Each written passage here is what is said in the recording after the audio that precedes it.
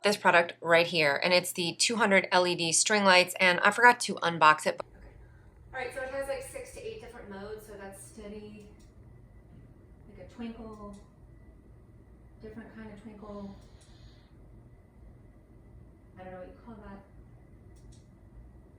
This is like a breathe where it gets bright and then it gets really, really dim. This looks like a disco party. That's just like really, really dim. That's pretty actually, I like that one. And then more disco party, and then solid white. And there's just like a little button that you press and it makes it toggle through all of those. Right.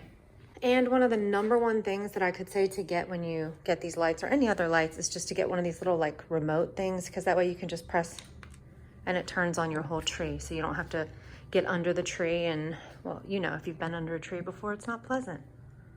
But I had to buy these lights because the lights that were on this pre-strung tree burnt out.